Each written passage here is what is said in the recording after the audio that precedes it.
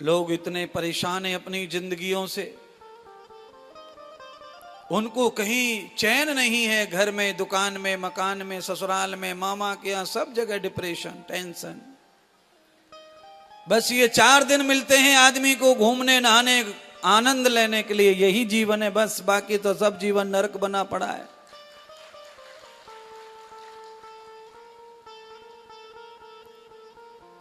नारद जी को संतों ने कहा कि आप वृंदावन जाएंगे तो वहां भक्ति माता मिलेंगी।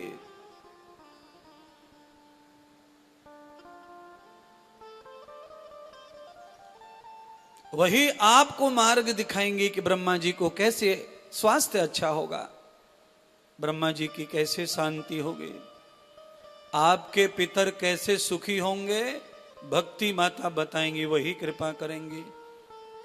कल हमने व्याख्यान सुनाया था, तो हमने व्याख्यान में कहा कि आपके बहुत सारे पाप ऐसे हैं जो जल जाते हैं पूजा से, पाठ से, दान से, दया से, तीर्थ से, श्रवण से, पर भजन ऐसा है, भक्ति ऐसी है जो संपूर्ण पापों का नाश कर देती है, खत्म कर देती है। इसीलिए महात्माओं ने भक्ति जी के पास भेजा नारद जी को। भक्ति और नारद जी का संवाद भागवत के प्रथम स्कंद में 3रे ही अध्याय से लंबा चौड़ा संवाद है।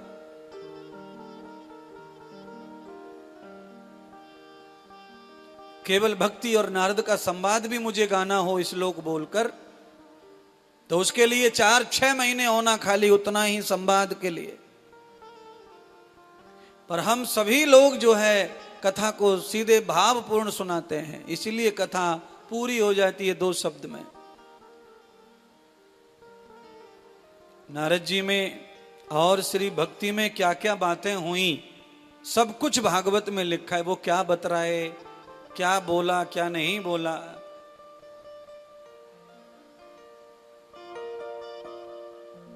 पर भगवान नारद जी कह रहे हैं, मैंने भक्ति को देखा तो मैंने पहचाना नहीं, पर भक्ति वृंदावन में प्रवेश होते ही मुझे मिल गई। कैसे मिली?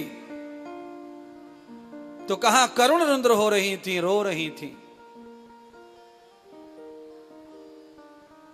रोती हुई महिला को देखा तो मैं थम गया, रुक गया और थोड़ी देर देखता रहा। मुझे पता नहीं था कि वो भक्ति माता है, पर मेरा स्वरूप उन्होंने देख रखा था, कहीं जान रखा था। मुझे देखते से ही उनको रोना ज्यादा आया। भक्ति माता बोल उठी, हे नारद, मेरा उद्धार करो, मेरा कल्याण करो। हे संत, हे मुनि, मैं तुम्हारी शरणागति हूं। नारद जी ने पूछा, कौन है आप? कौन है आप? मैं तो अपने दुख से दुखी हूं और तुम और बीच में आके अपना दुख लेके परोस के बैठी हो। आप कौन है माता? भक्ति ने कहा, मैं भक्ति हूं। आप दुखी क्यों हैं? मेरा दुख का कारण मेरे पुत्र हैं। मेरे पुत्र ज्ञान और वैराग्य दोनों के दोनों वृद्ध हो गए हैं, जरा व्याधि तरब दुखेन।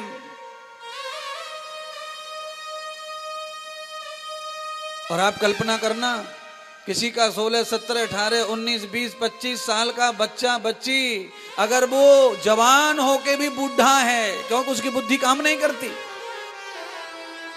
प्रमादी है, दरिद्र है, सोता पड़ा जैसा है, ऐसे बालक से माता पिता हमेशा दुखी रहते हैं, उनके लिए रोते रहते हैं। ये क्या हमारे जन्म में दे दिया, हम कैसे सुखी रहें, क्या करें? ज्ञान नाम बालक का, वैराग्य नाम है, और दरिद्र हो गए, प्रमाद में सो गए। और केवल यही 2 बच्चे भक्ति के सो गए ऐसा नहीं है। भारत की धरती पर ही केवल करोड़ों बच्चे ऐसे हैं जो M.Tech, B.Tech, C.Tech करके बैठे हैं, पर उन पे कोई काम नहीं, सोते और पड़े रहते, दरिद्र हुए पड़े रहते। कौन है वो? ज्ञान। घर में सबसे ज्यादा ज्ञान और डिग्रियां हैं, पर सोता ही रहता है, सोता ही रहता है। और सोता ही। अब मम्मी कैसे खुश होगी बताओ? मम्मी को कैसा बालक चाहिए खुश होने के लिए?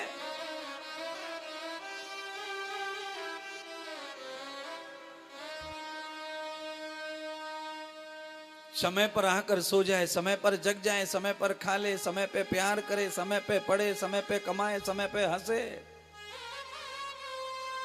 माता पिता को ऐसे बालक से बड़ा आनंद होता है। पर जो बालक पढ़ा लिखा हो के दरिद्र हो जाए तो बालक के लिए माता पिता माथा फोड़ते महाराज।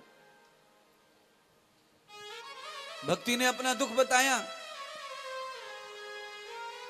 नारद ने कहा कि मैं तो तुम्हारे पास आया था अपना दुख लेके, पर तुमने तो मौका ही नहीं दिया मुझे, तुमने अपने सारे दुख बता दिए। यही होता है साधु में और भक्त में फर्क। संतों के पास भी दुखों की कोई कमी नहीं है, पर संतों का दुख कोई सुनने को तैयार। संत बताना चाहते हैं भाई हमारी भी सुन लो, हम परेशान हैं, पर उससे पहले लाइन लगी है, गुरुजी गुरुजी गुरुजी गुरुजी। चलो भाई हम झेल लेंगे, हमारी असरिया सरिया लोहा मजबूत है, तुम नहीं झेल पा रहे, ला तुम्हें धोए पहले।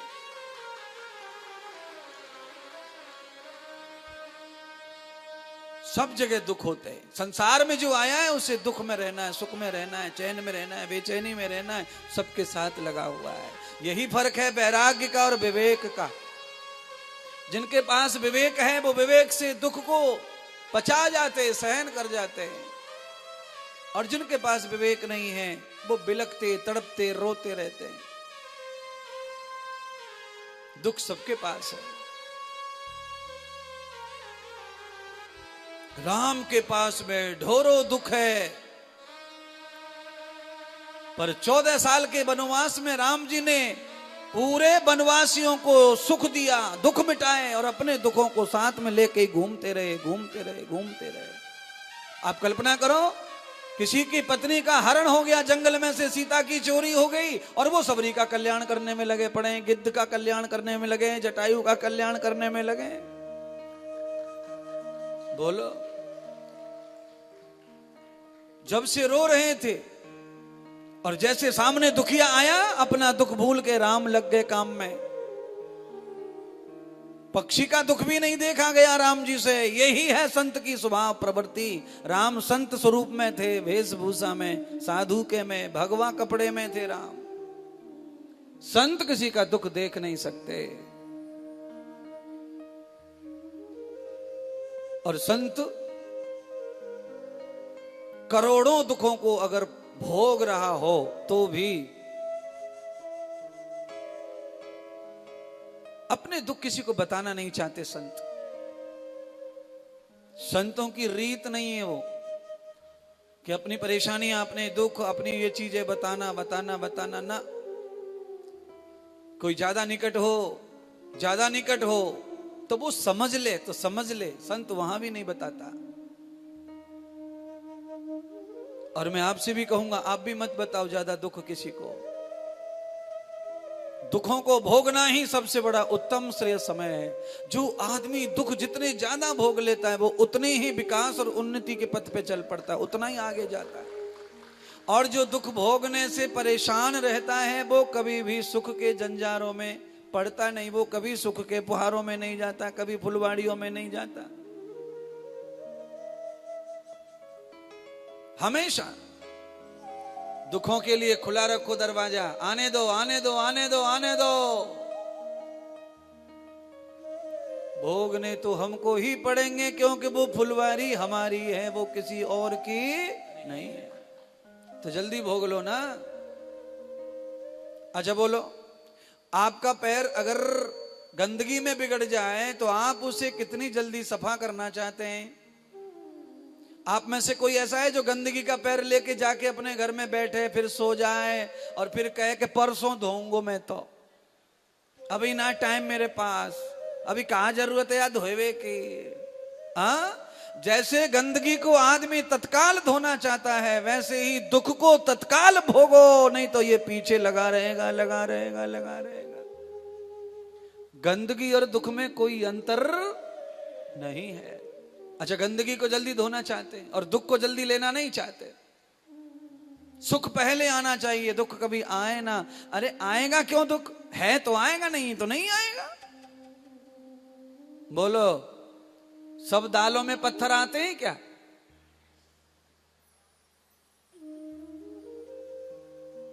तो ऐसे दुख भी नहीं आएगा सबके जीवन में। और आएगा तो आएगा, वो है तो आएगा, टलेगा भी नहीं टालने से।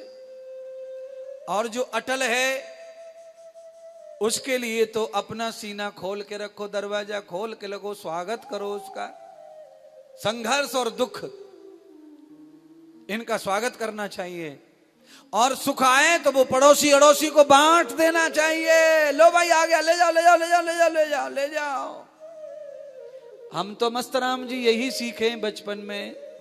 मस्तराम जी बचपन की कथा याद आ गई है यहाँ पे पड़ोसियों को बांटने के ऊपर। कौन सी कथा सुनो। बचपन में हम जब छोटे थे तो ब्याह शादी में डलिया आवे पूरी की, देहरी सिरई देहरी, तो बहन लेके आवे मीठी पूड़ी लड्डू वगैरह वगैरह। तो लड्डू पूड़ी घर में आवे तो इसका मतलब है सुख आया। तो वो सुख क्या होता था, उस सुख का बंटवारा होता था गांव में, पूरे गांव में सुख बंटता था। और जब गांव में सुख बंटता था तो 3 दिन के बाद वही सुख जिनके घर घर घर घर घर लड्डू पूड़ी गए, वो सब हमारे घर सुख लेके आते थे, गाने लेके, गीत लेके, भजन लेके, टोलियां बना के। ये सीखो महात्मा इंद्रदेव से, बांटने से सब रिपीट मिलता है। और अकेले सुख को भोग लेंगे तो सुख मिलने वाला नहीं है। दुख अकेले भोगो और सुख बांट के भोगो तो सुखी रहेंगे महाराज। और भैया यही फार्मूला है महात्मा इंद्रदेव का। ज्यादा से ज्यादा सुख बांटिए और सुखी रहिए, आनंद में रहिए, वैभव में रहिए, मान सम्मान प्रतिष्ठा में रहिए। पर आप बड़े चालू हैं, दुख दूसरों की ओर धकेलना, सुख अपनी ओर लेना, इसीलिए सुखी नहीं है।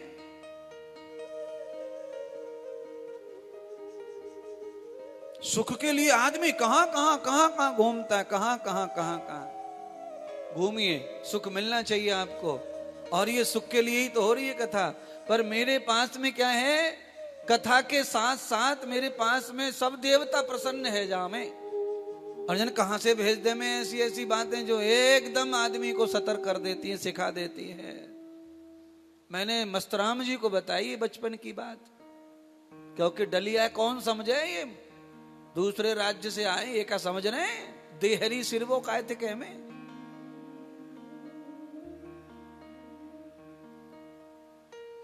समझा देता हूं थोड़ा हिंदी में, नहीं तो ये परेशान हो रहे महाराष्ट्र के कि गुरुजी ने कहा कह दी, हमें तो समझ ना आ रही।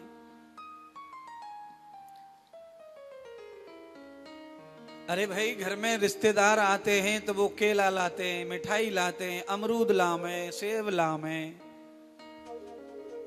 पहले पुराने जमाने में शादी ब्याहों में बहन और बुआ को पहले बुलाया जाता था। 1.25 महीना पहले लाली देहरी पूजेगी, यानी कि बहन बुआ भांजी से आगमन होगा देवताओं का।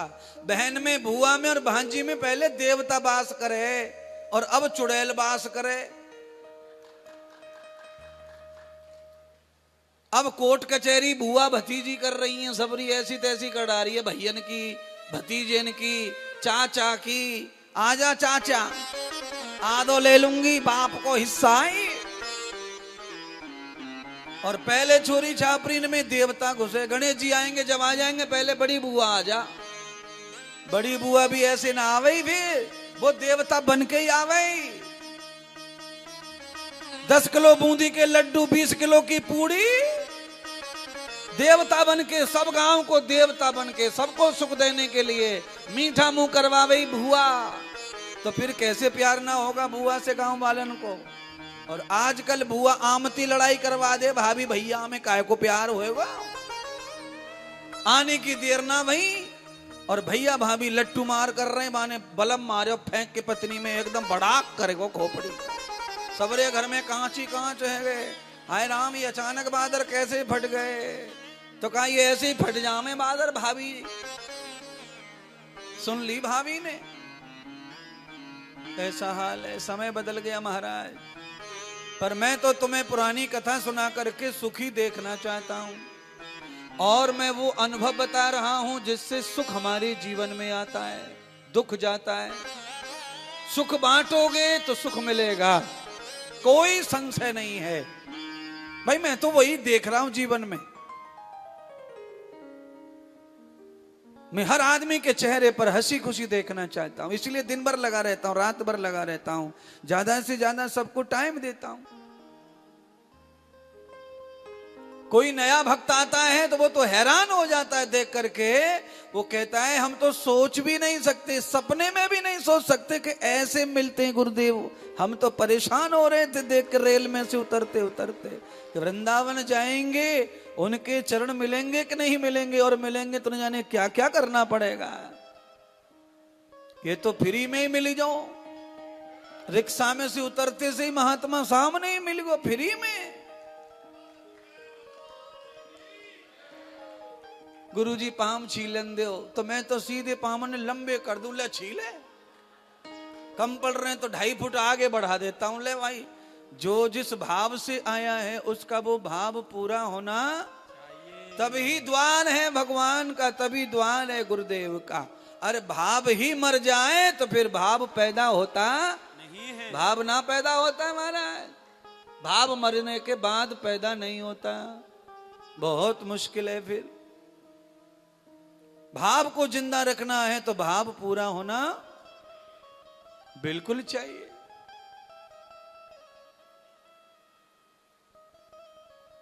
नारद जी ने भक्ति को वचन दे दिया, संत है ना, अपने सारे दुख मौन कर लिए और भक्ति के सारे दुख सुन लिए।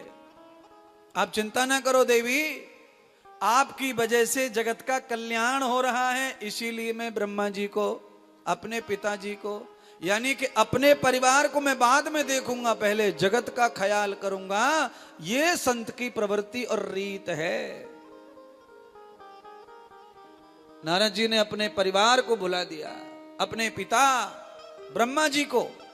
मेरे पिता को हजारों सुख हैं, उनको एक दुख है, वो चिंता में चिंतित रहते बस।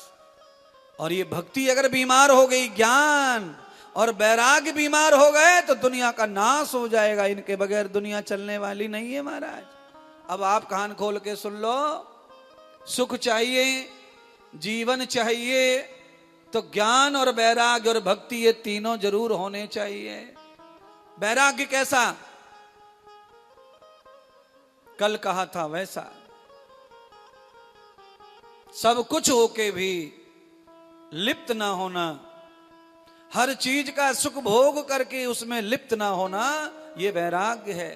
अगर ये आपके पास है तो आपको हर चीज प्राप्त होगी, आप हर सुख ले पाएंगे और संसार में वैराग्य के साथ में मुक्त रहेंगे, संसार से नुकसान नहीं होगा आपका। आप सब जानते हैं कमल का फूल कीचड़ में, दलदल में, सब जगह रहता है, पर रहता है, पर कमल के फूल के ऊपर दलदल का बिल्कुल भी असर होता नहीं है। कमल के फूल पर एक बूंद नहीं है कचड़े की, कीचड़ की।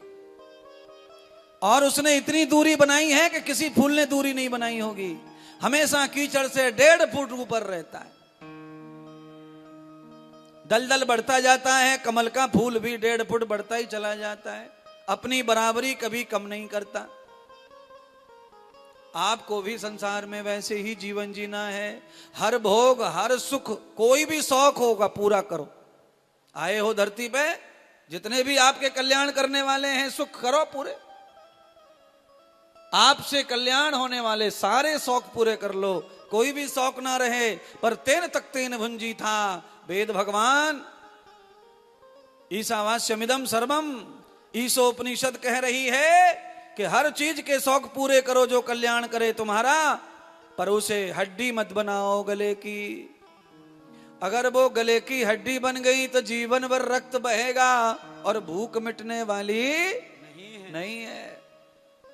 आजकल कुत्ता ऐसा नहीं करते, पहले कुत्ता ज्यादा थे, अब कुत्ते कम हो गए।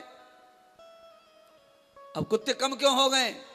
क्योंकि 2 टांग वाले ज्यादा हो गए कुत्ते, 4 टांग वाले कम होते जा रहे हैं। तो पहले जमाने में कुत्ते ज्यादा थे, ढेर के ढेर कुत्ते टोल के टोल रहते थे। और पहले कोई जानवर मर जाए, भैंस गाय मर जाए, तो उसे खेतों में डालते थे। तो कुत्ता फिर महीनों तक भोजन करता था, फिर उसमें से एक आध हड्डी छुपा के ले जाता और पैरों से खोद के जमीन में गाड़ देता। जैसे ही कुत्ते को लगा कि भूख लग रही है, उसी हड्डी को जाके खोद के मुंह में भर लेता। और हड्डी से पेट कैसे भरेगा, वो तो लकड़ी जैसी, लोहे जैसी है। उसी को जोर जोर से चबाता, सारे मसूड़े छिल जाते और खून टपकने लगता। और जब खून, अपना ही खून पीता, तब उसे लगता इसीलिए कहावत है कि दुनिया का कोई भी सुख कुत्ते की गले की हड्डी ना बन जाए, नहीं तो कुत्ता मर जाएगा। उसी हड्डी के चक्कर में कुत्ते का मुंह सड़ के कुत्ता मर जाता था। इसलिए संसार का कोई भी सुख भोगो, पर उसे गले की हड्डी, जो हड्डी बना लेते हैं उनका क्या होता है, लीवर फेल। कई लोगों ने दारू को हड्डी बना लिया गले की। लड़की कोई ले जाओ, लड़का कोई ले जाओ, पत्नी भी कोई ले जाओ, पर बोतल दे जाओ, बोतल दे जाओ, बोतल दे जाओ। हमने कई चेलाएं हमारे ठेकेदार रोड फोड़ बनावे और ये हरकतें करें, पीमे खामे, तो हम उनको समझाते, तो वो क्या कहते हैं हमसे मालूम है, गुरुदेव क्या करें, मजबूरी है, हमारा धंधा ही ऐसा है। 20-20 हजार रुपए दो, 50-50 हजार रुपए दो, 1-1 लाख रुपए दे के भी फाइल पास ना होवे, और 250 रुपए की ब्लैक कमांडो दे दो, फाइल बन के घर आ जावे 250 रुपया में। जो काम 1 लाख में ना हो रहा, वो ब्लैक कमांडो की बोतल से हो जाता है। और कभी कभी साहब के साथ में एक आध ढक्कन पीनी भी पड़ती है। इसीलिए गुरुदेव माफ करो। ये क्या है, गले की हड्डी बन गई है दारू, तमाकू गले की हड्डी बन गई है। लोगों की अय्यासी भी गले की हड्डी बन जावे तो आदमी उसी में जूझ के, उसी में फंस के, उसी में मर जावे। फिर से सुनो, दुनिया का जो भी सुख है सब लो, पर सुख कैसा, तेन तक तेन, त्याग पूर्वक, निष्ठा पूर्वक, वैराग्य पूर्वक। नारद जी समझ गए कि भक्ति के बिना, ज्ञान के बिना, वैराग्य के बिना मुक्ति नहीं है संसार की।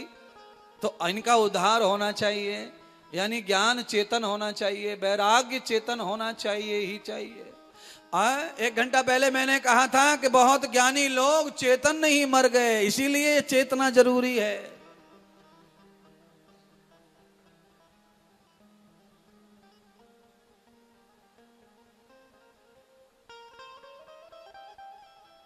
कि चेतो कर ले, कि चेतो कर ले, नाम सुमिर ले, हर सुख पावेगी काया जी। ये कबीर जी का एक भजन है, पंक्ति याद आ गई तो गा दिया। चेतना पे आ कि चेतो कर ले, नाम सुमिर ले, हर सुख पावेगी काया जी। अरे कौन ने ले गो, कौन ले जावे, अरे रखी रहेगी माया जी। इसे कोई ले जा नहीं सका, कोई ले जा नहीं पाया। बड़े बड़े रंक राजा, हाथी घोड़े वाले आए, पर सबको यहीं छोड़ के जाना पड़ा। बोलिए, कुबेर जैसी हस्ती कमंडल लेके भीख मांग रही है धरती पे। ऐसे दिन आ गए कुबेर के, कुबेर जैसे देवता कमंडल में भीख मांग रहे हैं, ऐसा दिन आया।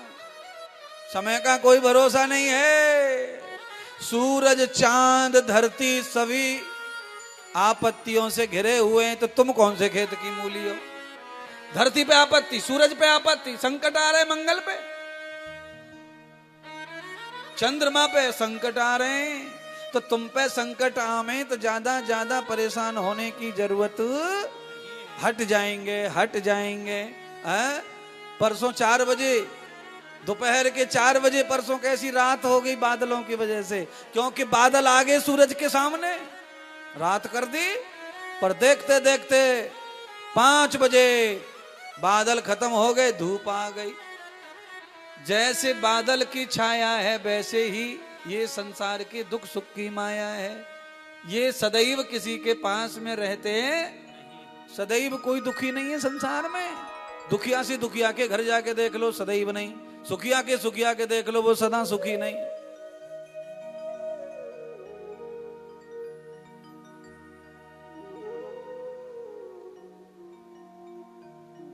नारद जी लौट आए वृंदावन से उसी पैर, जिन पैरों से वृंदावन नारद जी आए, देखा भक्ति दुखी है, लौट आए। ज्ञान वैराग्य मूर्छित पड़े हैं, लौट आए। ज्ञान और वैराग्य भक्ति, ये तीनों का संगम है बंधु। आपको जो भी पाना है, आनंद, धन, वैभव, कीर्ति, भक्ति, भगवान, ये 3 जरूरी है साथ में। बिना ज्ञान की, वैराग्य के बिना भक्ति सफल नहीं है।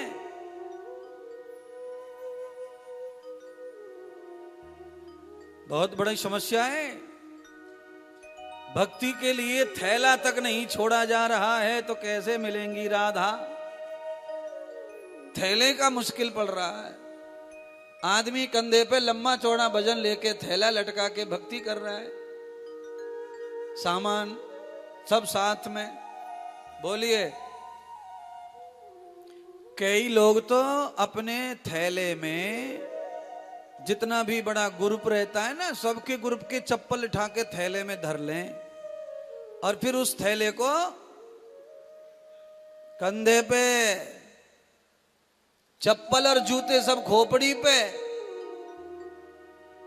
और खूब भक्ति हो रही है वृंदावन में, धे धड़ाधड़ धे धड़ाधड़। वासुदेव जी ने लाला को माथे पे बिठाया तो बाढ़ उतर गई, और ये चप्पल ने माथे पे धर रही या के मारे बाढ़ उतर ना रही, परेशान कर रही है वृंदावन वाले भगतन ने। भरी बाढ़ में तनक देर में रास्ता बन गया वासुदेव के लिए। कैसे बन गया? क्योंकि श्री गोविंद को, राधा जी को खोपड़ी पे रखो, और तुमने कहा धर रखो खोपड़ी पे, बता, तुम ही बताओ। देखो, लाली नहीं तो लाला चढ़ा रखो खोपड़ी पे, देख लो कथाबू ना सुन पा रही लाला के चक्कर में छोरी। यही हाल है। उधर मत देखो, इधर देखो मेरी तरफ, वहां पे कुछ ना धरो। तुमने में तो यही चढ़ा रखे, बस तुम्हें इशारों मिले, भट इधर भट उधर। चारों ओर को ढूका ढाकी करने वाले को कोई दिशा का रास्ता मिलता। इसीलिए तांगे के घोड़े की आंखों पे पट्टी लगाई जावे। दूल्हा को बिठाने वाले घोड़े की आंख पे पट्टी लगाई जाती है। महाराज, तुमको इतना याद कैसे रहता है सब?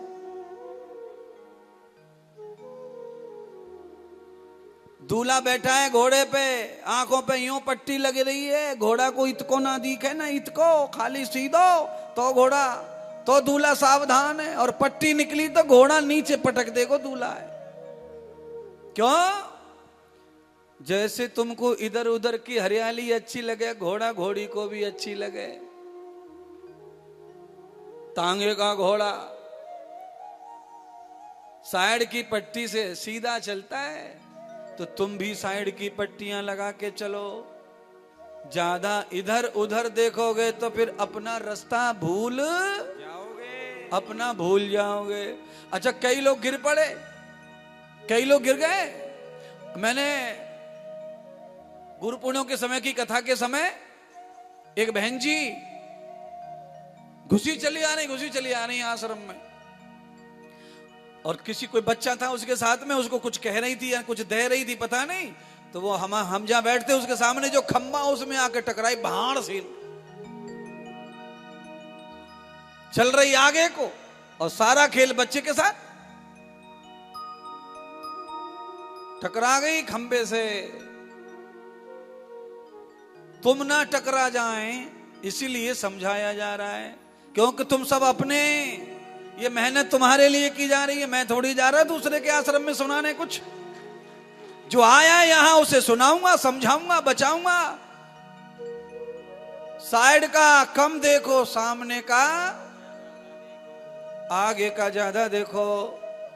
इसीलिए आजकल गाड़ियों में, कारों में केवल पीछे और आगे देखने के ही शीशे लगे हैं। साइड वाला शीशा भी पीछे दिखाता है।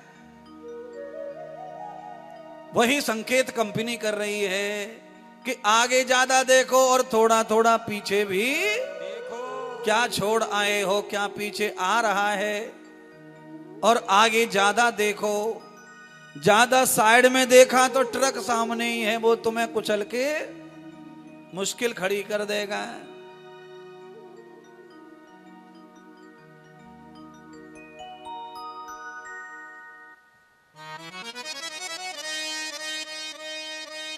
लाला ये गीत का आनंद है, बाद में कथा सुनाएंगे।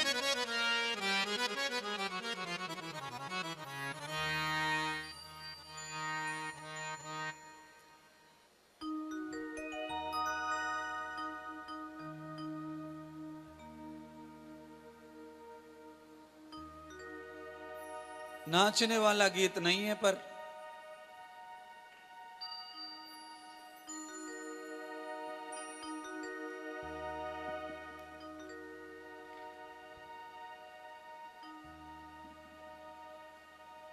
के नजर कर बसर देख ले झांक कर, ये जीवन तुझसे गुजारा गया। ये भजन मेरा नहीं है, पथिक जी ने लिखा है। ये जीवन तुझसे सवारा गया, ए बसर कर नजर देख ले झांक कर, ये जीवन तुझसे सवारा गया।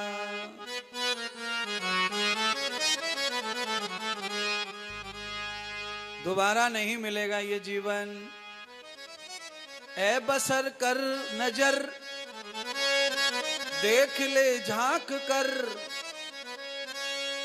ये जीवन तुझसे सवारा। रुको, अब सौगंध खा के बता, तुम शीशा में कितनी बार देखो या थोपड़े।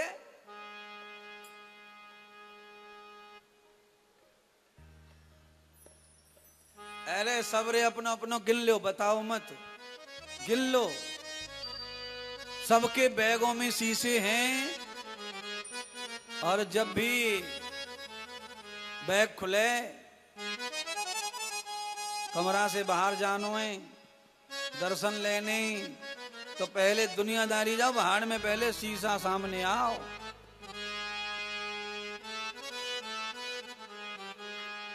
है? सबरे चेहरे खराब कर करके देखें, टेढ़ो करके देखें, अच्छा लग रहा हो कि ना लग रहा हो। आप कहेंगे कोई ऐसे देख, हाँ ऐसे देखें। सब लोग शीशा में चेहरे को खराब कर करके देखें कि ऐसा कैसे लग रहा, ऐसा कैसे लग रहा। फिर नॉर्मल पोजीशन में चलो, अब घर चलो। हाँ अच्छा बोलो। आज सुबह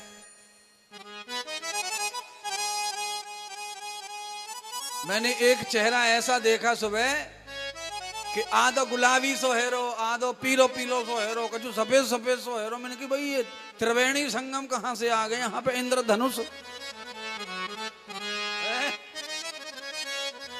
एक माताजी तो इंद्रधनुष के रंग लगा के आ गए आज सवेरे कलश यात्रा में।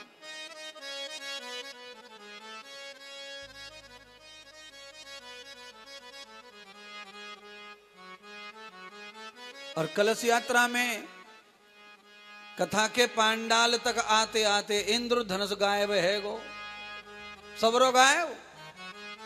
रूमाल में सबरो इंद्रधनुष आएगा, रूमाल में यहां से पसीना।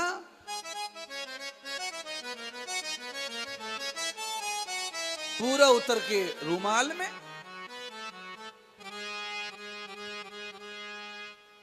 कुछ चीजें निहारते, इसीलिए मैंने पथिक जी की लाइन गाई है, ए बसर कर नजर, मैं तो भाई नजर से देखूं और पकड़ लूं बातन ने, और वही बात कथा में शास्त्र बन के बुल जावे फिर।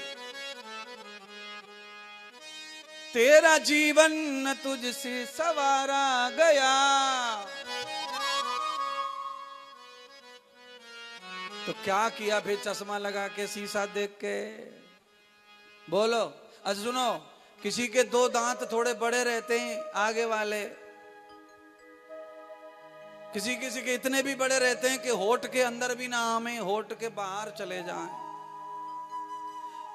अब वो आदमी शीशा देखे, वो लेडीज शीशा देखे, तो वो क्या सुधार करे शीशा में? बताओ क्या कर सकती है बेचारी? भगवान ने दो यों कर दिए, अब शीशा देखे भी, वो 15 बार देखे या 100 बार देखे, तो वो क्या सुधार करेगी बताओ? अच्छा बोलो, किसी आदमी की दोनों आंखें भगवान ने ऐसी दे दी हैं पूरा पश्चिम,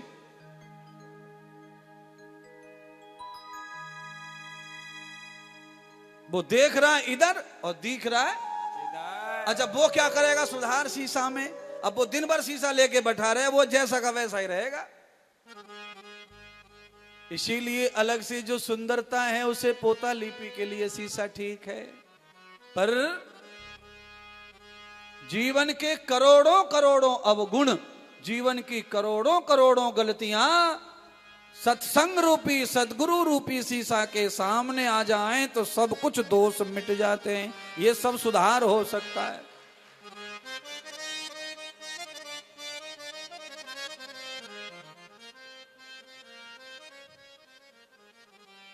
इसीलिए मानव तू मानव बन, मानव तू मानव बन, सब छोड़ के पागलपन। मानव तू मानव बन, सब छोड़ के पागलपन। ओ मानव तू मानव बन, सब छोड़ के पागलपन। मानव तू मानव बन, सब छोड़ के पागलपन। मानव तू मानव बन, मानव तू मानव बन, सब छोड़ के पागलपन। मानव तू मानव बन, सब छोड़ के पागलपन। मानव तू मानव बन, सब छोड़ के पागलपन। मानव तू मानव बन, सब छोड़ के पागलपन।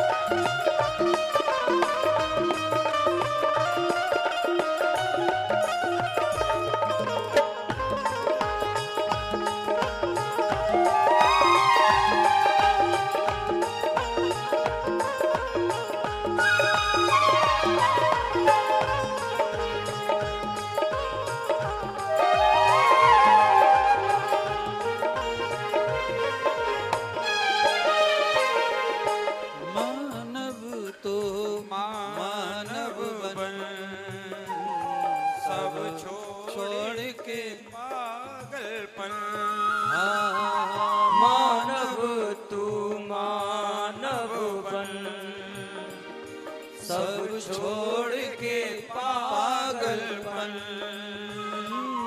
मानव तू मानव बन, सब छोड़ के पागलपन।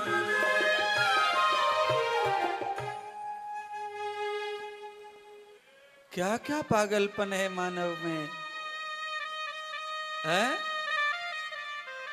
कितने पागलपन। देख लो पागलपन।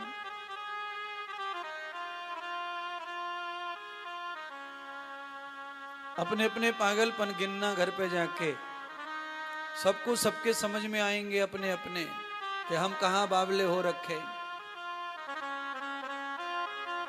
नारद जी लौट कर आए, तब नारद जी ने बताया कि हमने निश्चय कर लिया कि भक्ति माता का कल्याण करना है, ज्ञान और वैराग्य को चेतन करना है, ब्रह्मा जी को शांति प्रदान करनी है अपने पितरों को।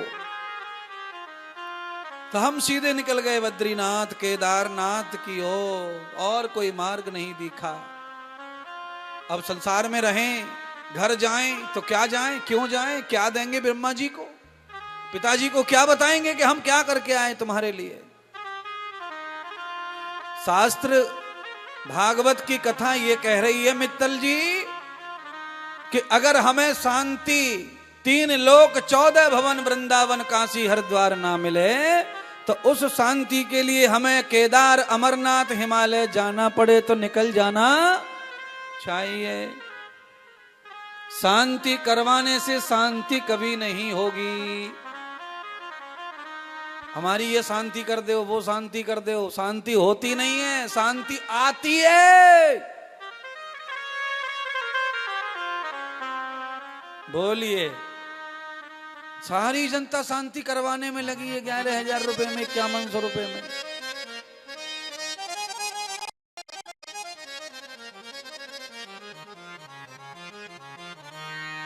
शांति करवाइए मत, शांति को पैदा करिए, पैदा करिए, उत्पन्न करिए, उसे बुलाइए। शांति जो है उत्पन्न होती है, चेतन होती है, जागृत होती है। शांति एक अवस्था का ही नाम है, मन की, स्वभाव की।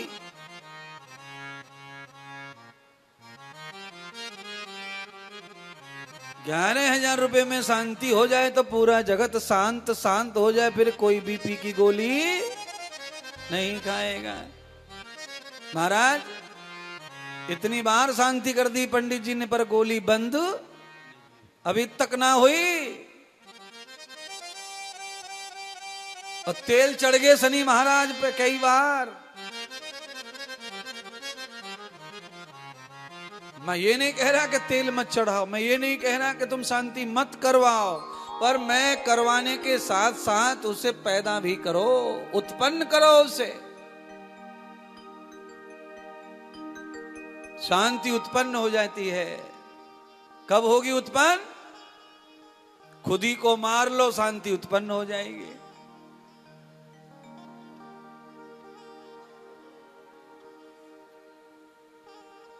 आया है जग में कुछ अच्छा काम कर जा, आया है जग में कुछ अच्छा काम कर जा, लेके श्री राधे श्याम का नाम मरने से पहले मर जा। उद्धार हो गया तेरा, शांति आ जाएगी। खुद ही को मार ले, शांति शांति है। जब तक तुम्हारी खुद ही नहीं मरती तब तक खुदा मिलने वाला नहीं है, वो नहीं मिलेगा। खुद ही को मारो। खुद ही का अर्थ अज्ञान है, अहंकार है मूलतः। नारद जी ने अपना पता बताते हुए कह दिया कि मैं तो चला गया केदार बद्रीनाथ में, और मार्ग में ही केदार बद्रीनाथ में ही सनत कुमारों ने मेरा साथ दिया, और सनत कुमारों ने ही मुझे कहा कि अतिथ्यम, मुझे अतिथि दो, सेवा दो। और आज हमें आतिथ्य का अवसर प्रदान करो नारद। जो धर्मात्मा संत हैं, पुरुषार्थी संत हैं, जो दूसरों के लिए दुख लेकर दूसरों को सुख देने के लिए यत्र तत्र भूखे प्यासे भटकते हैं, ऐसों को भी मदद करने वालों की कोई कमी संसार में नहीं है। अच्छी दुनिया भी बहुत है। सनत कुमारों ने नारद जी के चरणों को अपने आश्रम में रखने की प्रार्थना की। नारद जी चरणों के साथ में आश्रम में पहुंचे तब सनत कुमारों ने कहा नारद जी, अब सारी चिंताएं आपकी हमारी हो गई, और यही रिश्तेदारी का धर्म है, यही मित्रता का धर्म है, यही आपस का धर्म है। रिश्तेदार माने क्या, मित्र माने क्या, पत्नी पति माने क्या? वेदों में तो मंत्र दिए हुए हैं विवाह संस्कार के, पति पत्नी के। रिश्तेदार का मतलब भी वही है। आपके घर में कोई रिश्तेदार आ जाए तो आप सबसे पहले उसे पानी वानी पिला कर ये कहिए कि आपके सारे दुख, आपकी सारी टेंशन, आपकी सारी चिंताएं आप हमें दे दो, पर आप आराम से घी बूरा खा के सो हमारे यहाँ, मौका दो हमें 2 दिन सेवा करने का। पहले तो मित्तल जी पुराने जमाने में जीजा जी आ गए तो जाने ना देवे, 5-5 दिन सौगंधे खवा खवा के रोके, साइकिल में पंचर कर देवे। देखो कई जीजा तो लौट के अपनी जिंदगी में पीछे वाली में। भाई सही कह रहे गुरुजी, हमारो तो सारो ऐसो ही हो, अब 45 साल हो गए, अब बेबातन में कहां धरे हो और अब आजकल के जीजा और साले चौराहे पे मिलने और वहीं से रामा कृष्णा भाई और छुट्टी, तू अपने घर जा जीजा, हम अपने घर जाएं, क्योंकि तू रहवे या सुदामा कुकठी के बगल में और मैं रहूं बिहारी जी की बगल में, कहा करेंगे ससुराल?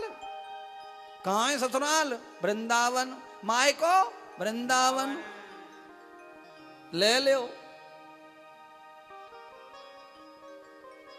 कॉलोनी में आमने सामने के घर में ही हो गया ब्याह।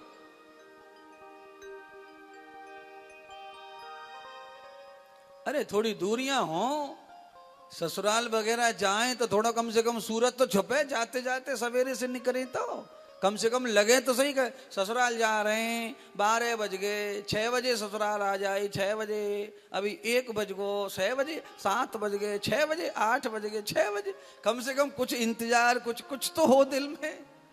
घर में से निकले, बड़ो सारो ब्रश कर रो है, खरंजा पे खड़ो देख ले, क्या फायदा भाई इससे?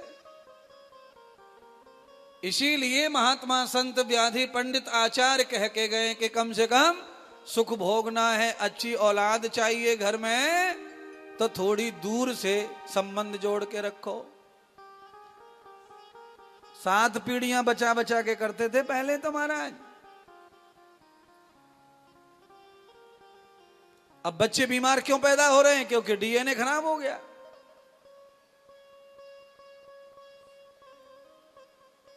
एक आध समाज को छोड़ दो, बाकी तो मामा फूफी जीजी में ही चल रहा सारा खेल, ब्याह शादी सब। हिंदुओं में भी आग लगी पड़ी है, बाकी का तो छोड़ दो। समस्याएं बहुत हैं सीखने के लिए, जानने के लिए। आज सनत कुमारों ने नारद जी को ये वचन दिया कि आप एक बार हमारे कहने से हमारा जलपान ग्रहण कर लो, आसन ले लो, और हमारी आज्ञा मानकर हमारे कहने से हमें सेवा करने दो। आज आपकी एक बार हमारे मुखारविंद से भगवान श्री कृष्ण की कथा भागवत श्रवण कर लो, आपके सारे मनोरथ पूरे हो जाएंगे। नारद जी, नारद जी ने कहा भाई मैं तुम्हारे चक्कर में पड़वे वारो ना हूं, ये कथा कहानियों के, मैं तो खुद ही बहुत ज्ञानी हूं, मैं ना ये कथा बता सुनूं, कथा से क्या होएगा। अब तो बात आ गई मान सम्मान पे भागवत के। नारद जी ने तो भागवत को धोके रख दिया, कुछ नहीं है ये भागवत। तब सनत कुमारों ने कहा नारद जी केवल एक दृष्टांत हमारा सुन लीजिए, नहीं लगे तो चले जाना, फिर मत सुनना कथा। नारद जी ने संतों की इज्जत रखने के लिए बिना मन के कथा सुनना शुरू किया। बिना मन के, हाथ में नारियल लेके संकल्प लेके कथा सुनी, बिना मन के। सनत कुमारों ने धुंधकारी प्रेत आत्मा की कथा सुनाई। आत्मदेव के पुत्र धुंधकारी अत्यधिक पापों के कारण जब प्रेत योनि में चला गया, गया के श्राद्ध से, बद्रीनाथ के ब्रह्म श्राद्ध से भी जब उसका उद्धार नहीं हुआ, तब उसने अपने भाई गौकर्ण को सपना दिया, और उस सपने को सच मानकर गौकर्ण महाराज ने अपने गुरुदेव बृहस्पति के माध्यम से भागवत की कथा का अनुष्ठान किया। उस परम भागवत को श्रवण करके गौ कर्ण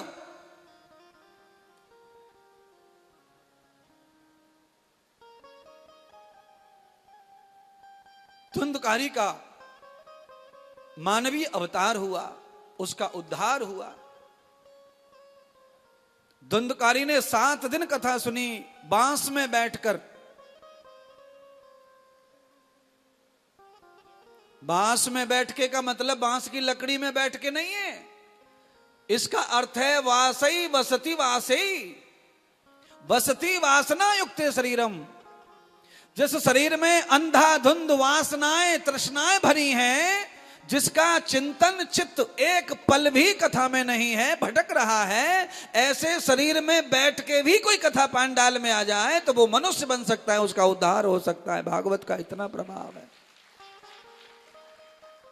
प्रेत बनकर प्रेत का मतलब भटकने वाला, यहां से वहां गए, वहां से वहां गए, वहां से वहां गए, वहां से वहां गए, फिर कथा में आ गए, फिर वहां गए, फिर वहां गए, ऐसे भटकू आत्मा को प्रेत आत्मा कहते हैं। ऐसा आदमी भी कथा सुन ले तो उसका भी उद्धार है, और जो कथा पकड़ के आसन बैठ के सुन ले उसका तो परम उद्धार है, पक्का उद्धार है, कथा से कल्याण है उसका। 3 घंटे कम से कम फोन सब बंद करके रखना चाहिए। अरे घर से आए, खर्चा कर रहे हैं, इतना कर रहे हैं, और फिर फोन खोल के ये टेंशन दे रहा है, परेशान कर रहा है। कहां से पितर होंगे, सब दान करके यहां से वहां, वहां से वहां, सबको पूरी बारात को लेके आई हैं। तुमको ही डांट रहा हूं, सबका उद्धार कर दो गुरुदेव, सबका कल्याण कर दो। और खुद पांडाल छोड़ के वहां, वहां से वहां नहीं। रेल को डिब्बा उतर जाए तो ठीक है, पर इंजन उतर गो तो सबरी रेल धरती में आ जाए, फिर आगे कदम बढ़ाती नहीं है। हाँ, इंजन को पटरी पर रहना चाहिए। एक आध डिब्बा उतर जाए तो देख लेंगे, पर इंजन ही उतर गो तो लफड़ा हो जाएगा। इसीलिए गाइड करने वाला भटक गया तो फिर यात्री भटकने ही वाला है। गाइड करने वाला परफेक्ट हुआ तो यात्री को सही दर्शन होगा संसार का, तीर्थ का। इसीलिए हम लोग नए जाते हैं तो तीर्थों में गाइड लेते हैं, भैया हमें दर्शन करा दो, हम 500 देंगे।